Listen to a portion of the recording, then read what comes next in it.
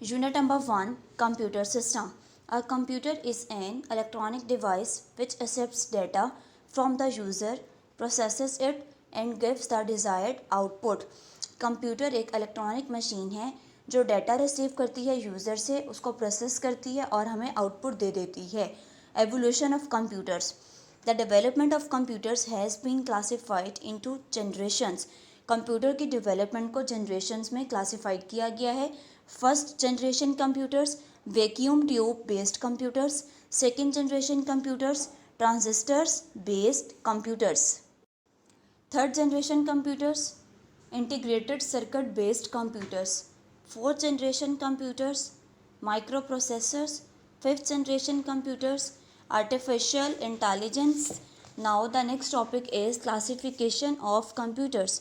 बेटा कंप्यूटर को क्लासिफाइड किया गया है on the basis of their size and speed.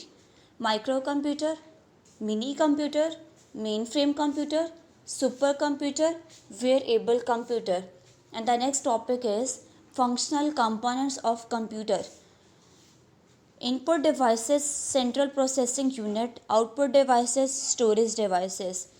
सबसे पहले इनपुट प्रोवाइड करते हैं, उस central processing unit means CPU उसमें स्टोर करके हमें आउटपुट प्रोवाइड करता है. Input devices are used to input data and instructions to the computer. The data can be in the form of text, numbers and images. बेटा input devices को हम computer को data provide करने के लिए इस्तेमाल करते हैं, चाहे वो डाटा नंबर्स के शेप में हो, टेक्स्ट के शेप में हो या फिर इमेजेस के शेप में हो. Keyboard, mouse, track ball, joystick, light pen, all are input devices. Keyboard is the most common input device. These days, keyboards are available in different shapes, sizes and colors. Keyboard एक common इस्तेमाल होने वाली input device है. आजकल keyboard different sizes में, different colours में और different shapes में अवेलेबल हैं. बेटा आप लोगों ने पेज नंबर 1, 2 एंड 3 की अगेन रीडिंग करनी है. If you have any question you can ask from us. Now open your class work notebook. First short question is what is meant by input devices. Students, as we discussed before, input devices are used to input data and instructions to the computer. The data can be in the form of text, numbers and images. बेटा आप लोगों ने question number 1 and 2 को class work की notebook से याद करना है. You have to write these 2 questions on your summer task in neat writing with proper gap.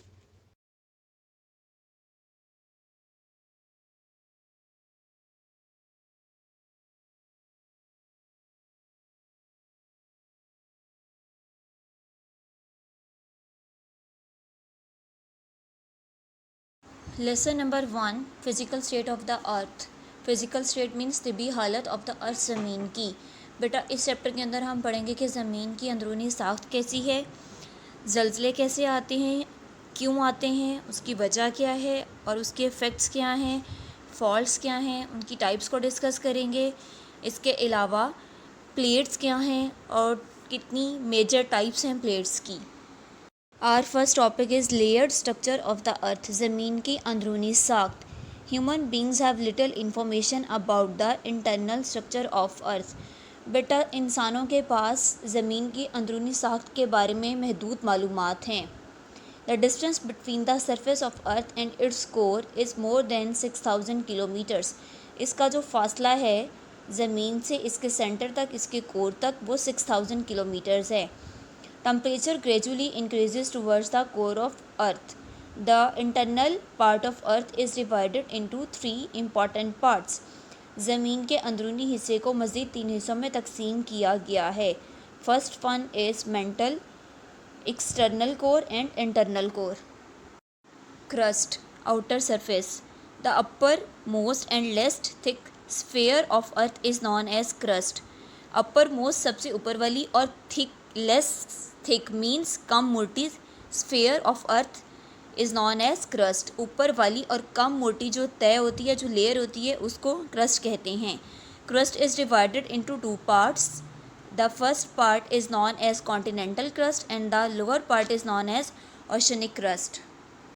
Mantle, middle layer. Mantle is below the crust. Mantle जो है वो crust के नीचे होती है. It consists of 2 layers. ये 2 layers पर मुश्तमिल होती है. Upper mantle is 670 kilometre thick. ये 670 किलोमीटर मोटी होती है. और जो सेकेंड लेयर होती है वो लोअर मेंटल कहलाती है. ये हार्ड और सॉलिड होती है. It's thickness is 2230 kilometres. Core, internal part. The sphere present under mental is called core. जो स्फीयर जो तय मेंटल के नीचे पाई जाती है वो कोर कहलाती है. It also consist of 2 parts. ये 2 हिस्सों पर मुश्तमिल है, external and internal core. Next topic is plates, tectonic movement. It is a reality that the existing continents were once in the form of a single mass.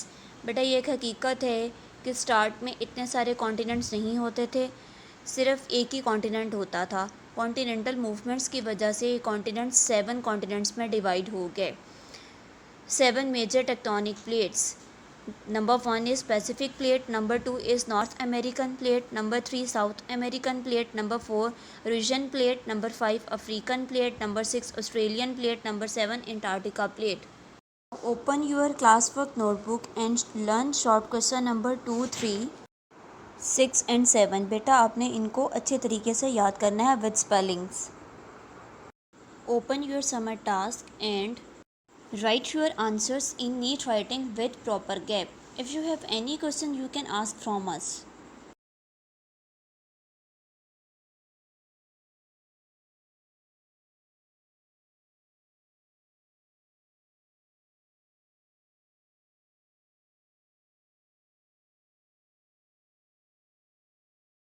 What is set? A set is a collection of well-defined objects or numbers. Set collection है well defined numbers और objects का. Collection मजमूआ well defined वो जिनकी वजह से पूरी बात समझ में आ जाए. द ऑब्जेक्ट्स और numbers in any set are called its members और एलिमेंट्स. ऑब्जेक्ट्स और नंबर किसी भी सेट के उसके मेंबर या फिर एलिमेंट कहलाते हैं.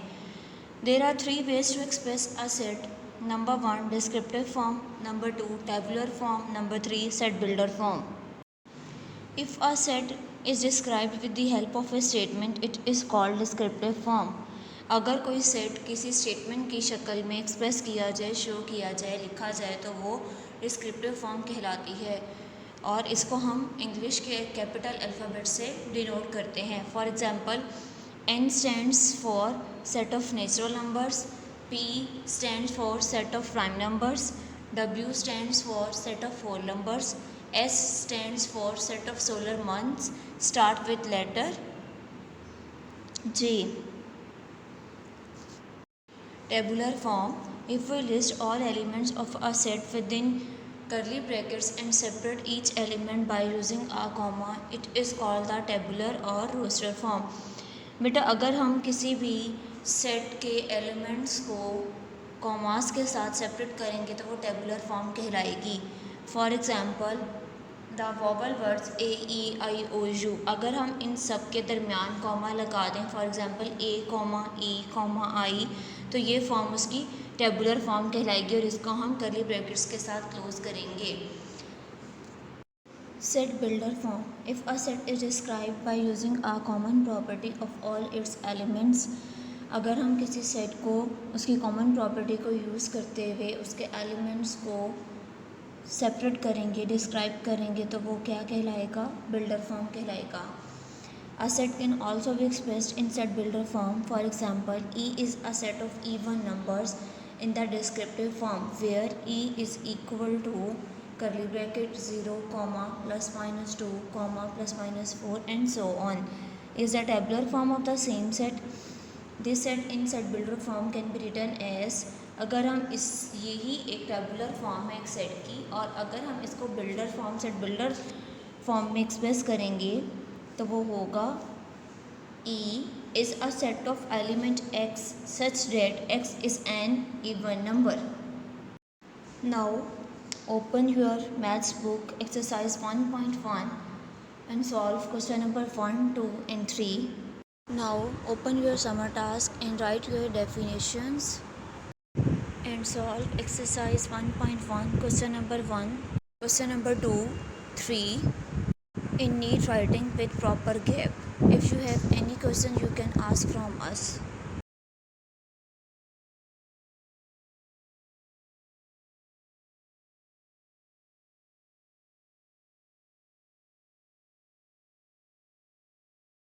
हम्द बेटा, हम्द ऐसी नज़म को कहते हैं जिसमें अल्लाह ताला की तारीफ़ बयान की जाए।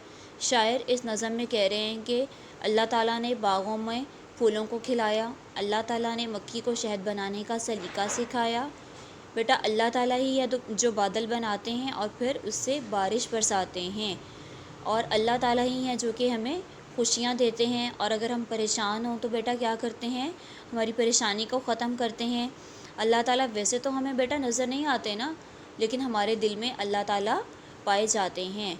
अल्लाह ताला ही रात बनाते हैं, अल्लाह ताला ही क्या करते हैं बेटा, दिन को रोशनी देते हैं। और अल्लाह ताला ने क्या किया, गुलशन को फूलों से सजाया। इसके अलावा अल्लाह ताला ने ही रेगिस्तान को पहाड़ों से सजा दिया, बागों को फूलों से सजा दिया। बेटा, अल्लाह ताला ख़ुद तो कुछ नहीं खा पी सकते ना, लेकिन अल्लाह ताला सबको खिलाते भी हैं और पिलाते भी हैं।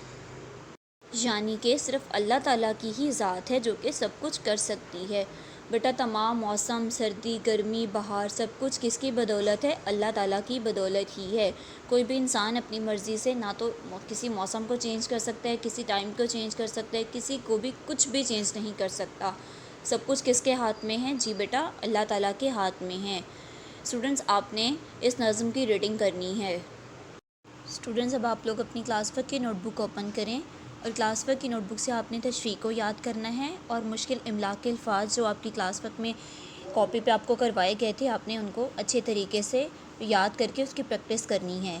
इमला के अल्फाज में था बादे सबा, सलीका, गुलबोए, गमगीन, अर्ज़ो समा, पर्दा शब, समाता, मुजीन, जबल, मुबरा मंजा, हाकिम, बिला शिरकत गैरे, मुआब, फरियाद, रज़ाको वहाब। बेटा, आपने तमाम इमला के अल्फाज को याद करके आपने अच्छी तरह से इसकी प्रैक्टिस करनी है।